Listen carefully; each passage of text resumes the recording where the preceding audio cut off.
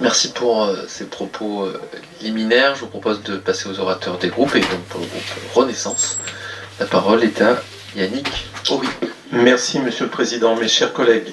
Je remercie au nom du groupe Renaissance les intervenants de nous éclairer sur les enjeux environnementaux et de santé publique liés aux usages des substances per- et polyfluoroalkylées.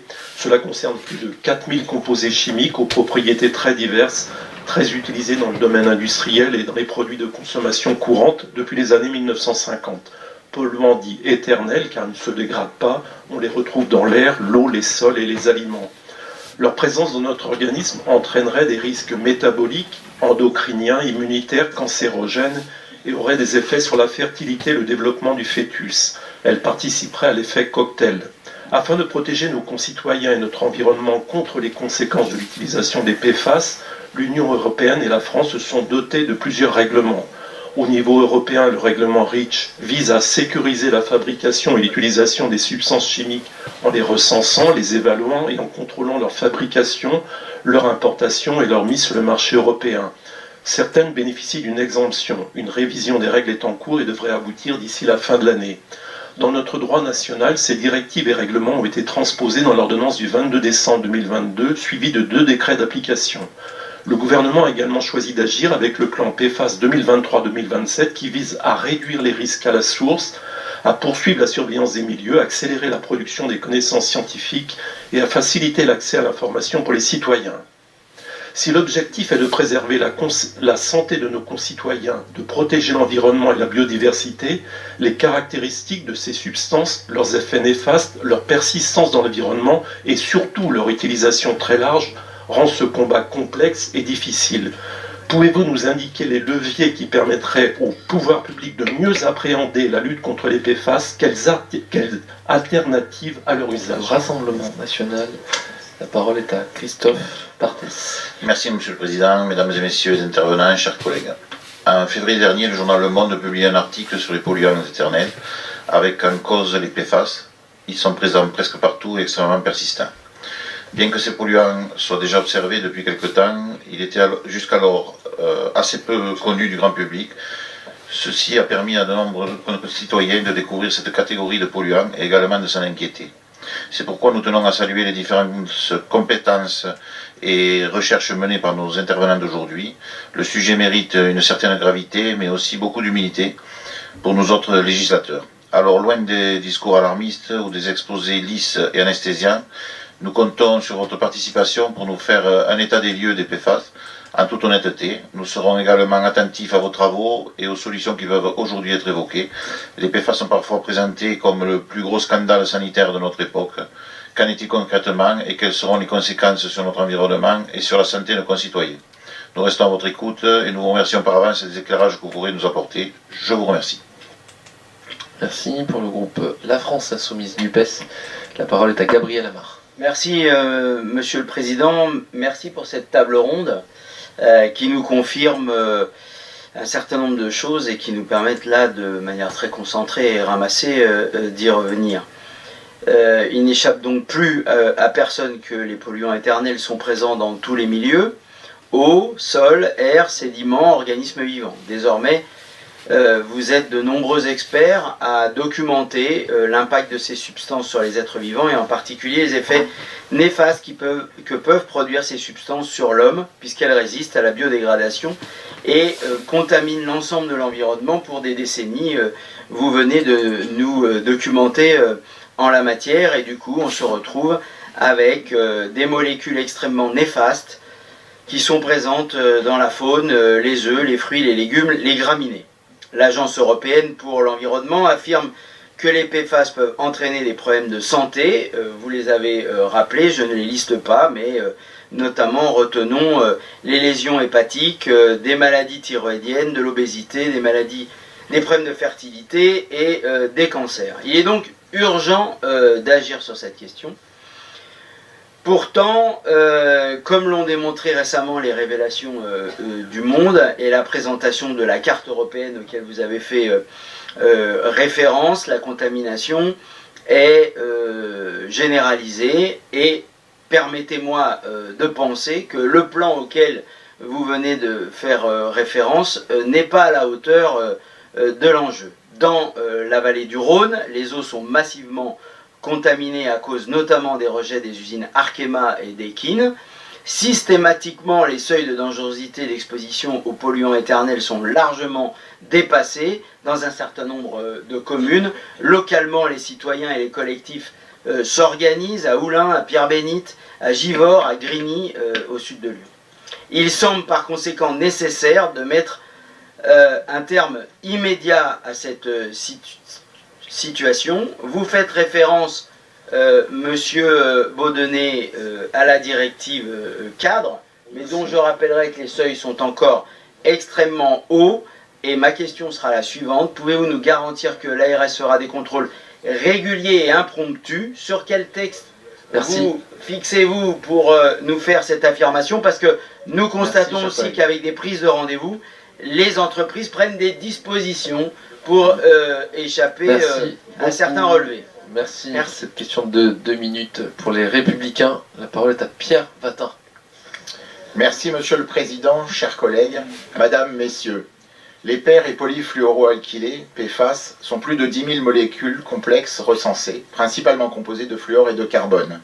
S'ils sont très utiles dans des milliers d'applications pour la vie quotidienne comme pour l'industrie, ils peuvent aussi inquiéter, puisqu'ils sont à la fois très présents et très persistants dans l'environnement, et semblent comporter des risques probables, quoique mal connus, pour la santé humaine. Certains sont cependant naturellement présents dans l'environnement. Les effets sur l'homme et les milieux naturels sont peu documentés ou sous-évalués. A contrario, ces substances ont des applications variées dont il semble difficile de se passer. L'expertise de recherche que vous incarnez est donc plus que jamais nécessaire pour orienter au mieux la décision politique et les recommandations sanitaires. La Convention de Stockholm et les règlements européens offrent un cadre intéressant pour limiter les effets des composés les plus toxiques.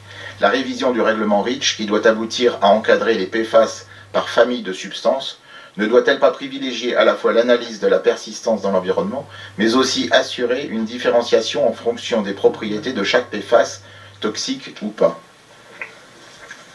La transparence en matière de substances chimiques doit aussi s'accorder avec notre économie, et le risque est que ces restrictions ne s'appliquent qu'à nos produits français ou européens, étant difficile en pratique de contrôler la composition réelle des biens importés. Les restrictions ou interdictions concerneront presque tous les produits manufacturés des magasins et de nos foyers et alourdiront les coûts et la charge réglementaire des entreprises. Ce risque pour l'activité a donc motivé la décision, selon nous justifiée, du Parlement européen de marquer une pause afin de donner plus de visibilité au monde économique.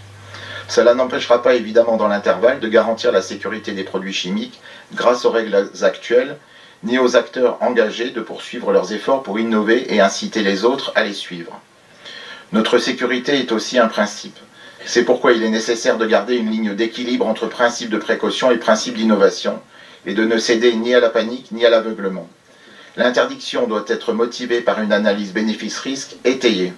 C'est pourquoi notre groupe est favorable à une accélération de la recherche sur les effets des PFAS et leurs éventuelles alternatives, et à des interdictions si nécessaires dès lors que les effets sur l'environnement et la santé humaine sont indiscutablement démontrés, et que les interdictions ne créent pas des impasses technologiques. Je vous remercie.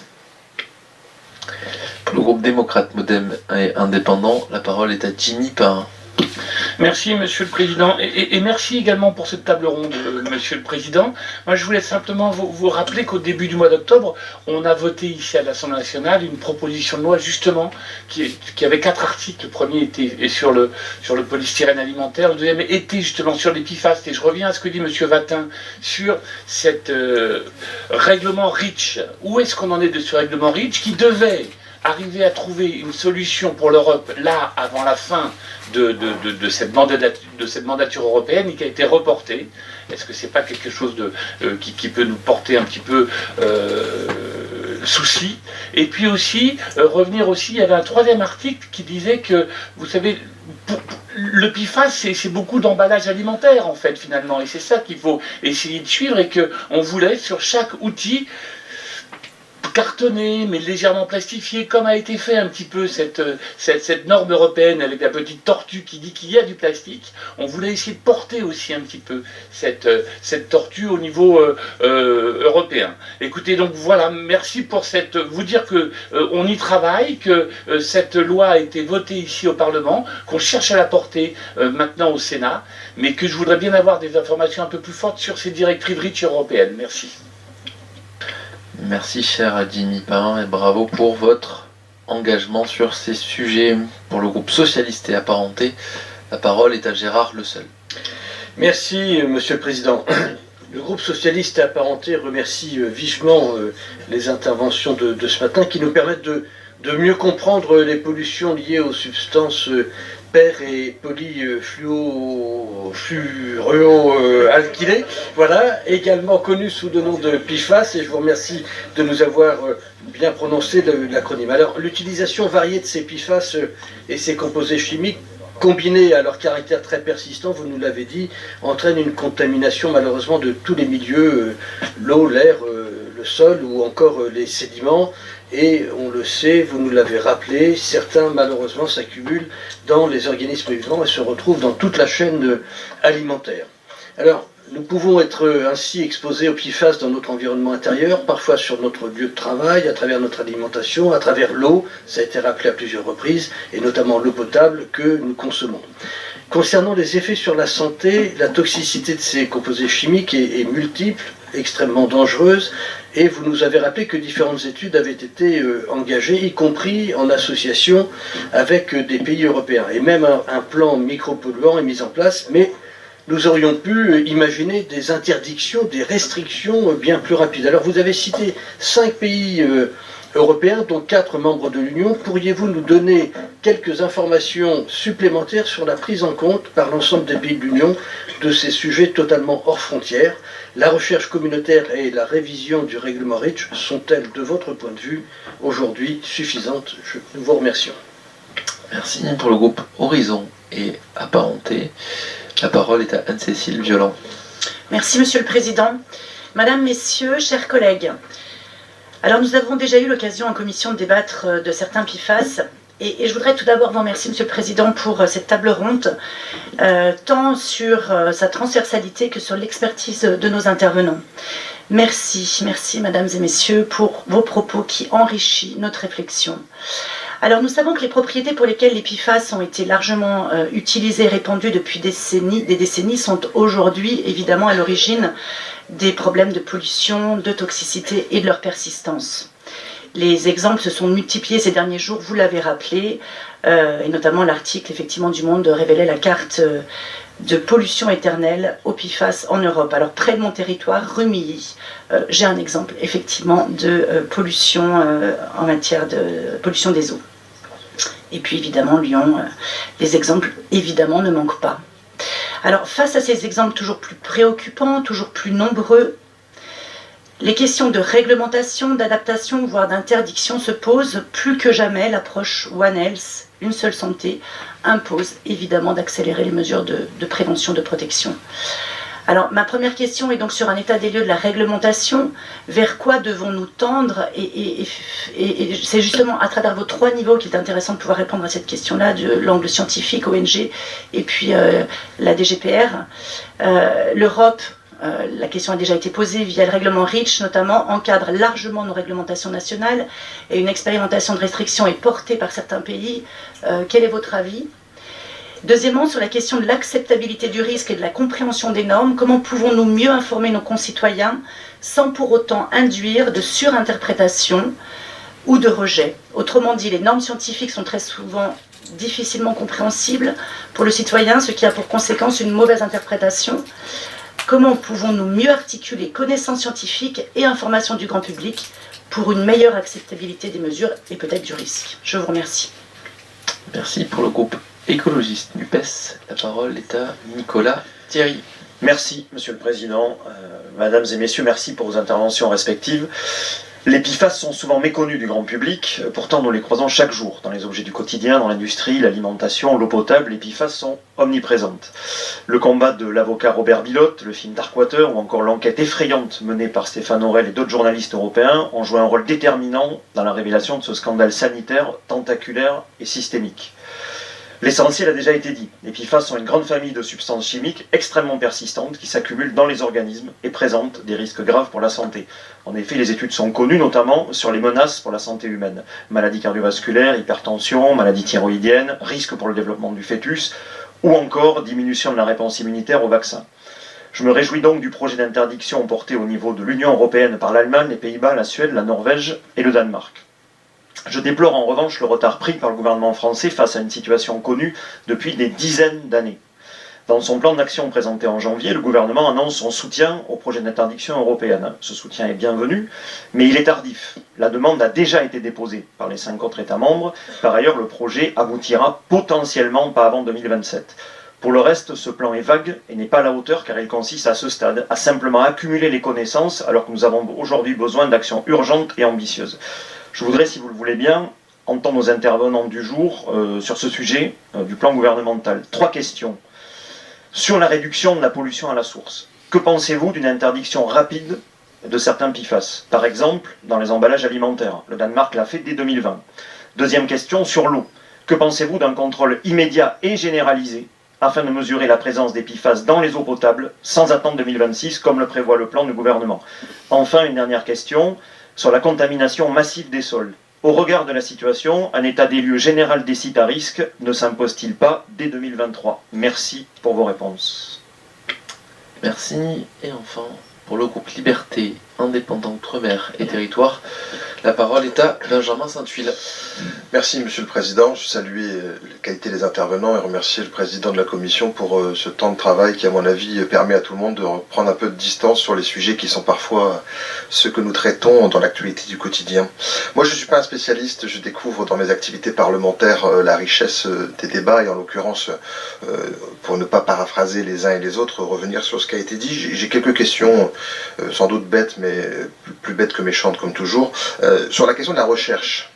Je voudrais savoir le regard que vous portez à la fois sur la question de la dégradation et de comment on pourrait permettre, dans l'hypothèse où ce soit possible, qu'un jour on trouve des solutions qui permettent des produits alternatifs qui permettent une dégradation plus facile dans le milieu. Au-delà de cela, je vais reprendre un élément qui a été évoqué à l'instant. On parle de l'action à l'échelle européenne avec les 5 États membres sur l'interdiction. Très bien, il y a a priori 2 scénarios qui existent, une interdiction totale ou une interdiction avec un certain nombre de dérogations. J'aimerais bien que vous puissiez y revenir. Je voudrais revenir sur l'exemple danois, parce que souvent ici, on est toujours en train de se dire, est-ce qu'on ne prend pas des décisions trop restrictives d'un point de vue franco-français qui nous pénaliseraient vis-à-vis de l'échelle européenne, voire mondiale? Je voudrais quand même que vous reveniez sur ce qui a été décidé au Danemark sur les emballages alimentaires ou cartons, pour voir le retour d'expérience sur ces décisions entre guillemets nationales qui peuvent avoir un impact. Et puis, vous l'avez fait avec douceur, j'allais dire les uns et les autres, en diplomatie, mais je voudrais revenir sur le plan d'action ministériel, sur les autres surfaces. Il y a un certain nombre de PFAS qui sont fléchés. Pourquoi si peu? Dans le plan, vous évoquez l'hypothèse d'élargir les PFAS concernés. Voilà, la question que je me pose sincère, c'est pourquoi la France, qui semble envoyer des signaux, envoie des petits pas de côté, plutôt que de prendre une place plus large. Donc, quelles sont les difficultés à l'échelle européenne qui vous empêchent d'assumer un rôle de leadership sur ces questions? Je vous remercie.